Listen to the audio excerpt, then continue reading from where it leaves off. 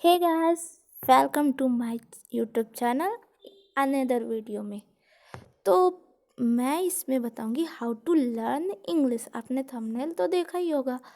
तो English learn करना कोई डिफ़िकल्ट काम नहीं है और वेरी इजी भी काम नहीं है। लोग कहते हैं इंग्लिश बहुत इजी है, बहुत इजी है, सीख जाओगे। हाँ, थोड़ी मेहनत करनी पड़ेगी। जब मेहनत करोगे तो सीख ही जाओगे। इजी बन ही जाएगा क्योंकि हम लोगों ने मेहनत की है भाई साहब।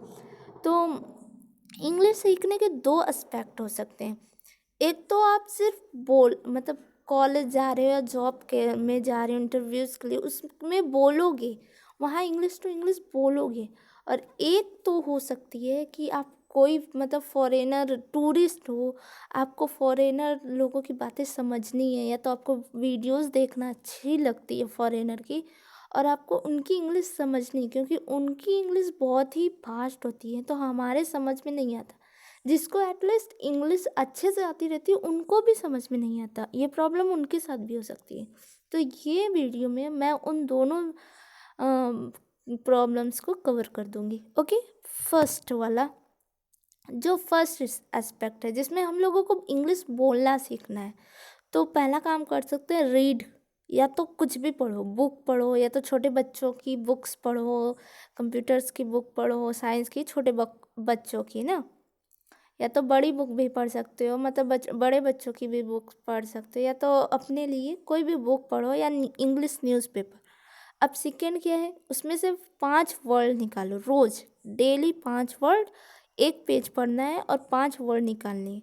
अब उसमें से क्या करना है, उसको मीनिंग उसकी गूगल से आप ट्रांसलेट यूज करके आप सर्च कर लीजिए उसकी हिंदी मीनिंग, फिर उसको यूज करना है। सेंटेंस बना के आपको 5 वर्ड को यूज करना है दिन भर। दिन भर में एक आध बार यूज हो ही जाता है। जैसे कई वर्ड्स रहते हैं, जैसे वर्ड ही ले लीजिए, वर्ड में कई बार हम लोग सेंटेंस बना के यूज कर सकते हैं।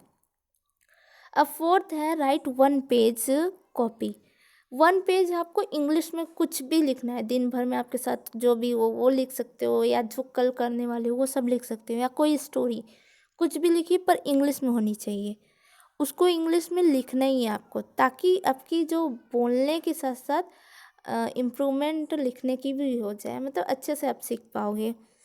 हाँ, और जो आपको पढ़ना है वो लाउड वॉइस में पढ़िएगा, ताकि आपका प्रोनाउंसिएशन जो है वो सही से आए।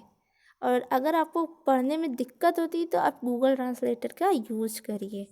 आपको उसमें बताते हैं, जैसे हेल्प कैसे बोलना है, हेल्प, तो सब बताते हैं।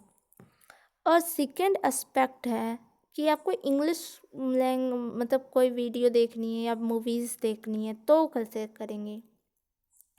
तो पहला है थिंक इन इंग्लिश। आपको सोचने की बीमारी होगी। अगर आपको वो बीमारी है तो इस प्रॉब्लम का जो सलूशन है वो भी सॉल्व हो जाएगा। ओवर थिंकिंग की प्रॉब्लम भी सॉल्व हो जाएगी इससे। आप ना जो चीज़ सोच रहे हो उस चीज़ इंग्लिश में सोचो। जैसे जो ज़रूरी चीज़ है उसे नहीं, जैसे फालतू का आपके मन में थॉट्स आता है तो उसको आप इंग्लिश में सोचो। देखना आपका ना सोचने की आदत भी छूट जाएगी।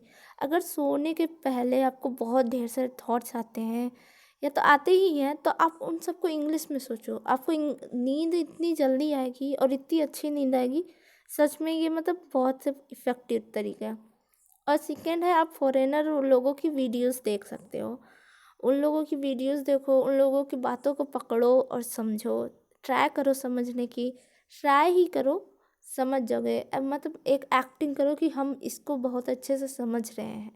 भले ही आप ना समझ रहे हो, धीरे धीरे एक्टिंग करते करते आप सच में समझने लगोगे। ओके फ्रेंड्स, ये थे कुछ टिप्स। अब इन सब टेक्निक को आपको 1 महीने एटलीस्ट यूज करना ही है। आप आगे भी यूज कर सकते हो, पूरा साल या 1 महीने। तो वो चैलेंज है, आपको यूज करना ही है। 1 महीने का चैलेंज है।